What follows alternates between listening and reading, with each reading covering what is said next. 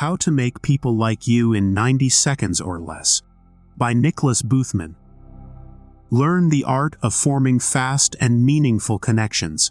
Everybody wants to be liked, and everybody knows you only get one shot at a first impression. So, how do you make that impression a good one, especially when you're introducing yourself on the fly?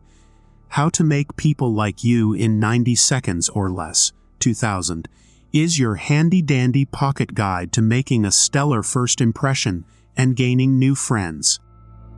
Introduction. What's your biggest fear? When faced with that question, most people say things like heights, spiders, or public speaking. But statistics show that we're more afraid of the things we're unlikely to reveal in a quick truth or dare question. Deep down, we're primarily afraid of being awkward and being alone. We're afraid of realizing that no one likes us or discovering that we are no one's first choice. We're afraid of being friendless. That's why, whether they admit it or not, most people are desperate to learn how to make friends and make people like them. Most of us drift through life wondering, am I doing it right? Do people really like me? What do people think when I walk into the room?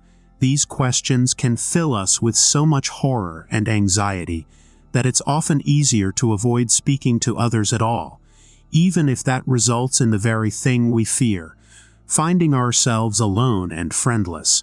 But over the course of this summary, we're going to take an in-depth look at the necessary skills for conquering those fears and connecting with others. Chapter 1. The first 90 seconds. As you've probably already guessed, the 90 seconds portion of this title comes from the fact that people form their first impressions of you within the first 90 seconds of meeting you. But have you ever wondered what they see when they make that assessment, or what factors go into their final estimation? Studies show that a first impression is comprised of a variety of assessments, including that person's estimation of your intelligence, trustworthiness, success, status, and more. Some things are relatively predictable, like the fact that people assume you are more successful or popular if they see you wearing clothes with designer labels. But some things aren't quite so easy to anticipate, and often they aren't based on things you can control. For example, we can't control the features we're born with, but a Princeton University discovered that participants consistently rated people with round, baby-like faces or feminine features as being more trustworthy. We also can't control our gender, ethnicity, attractiveness, or whether or not we need glasses.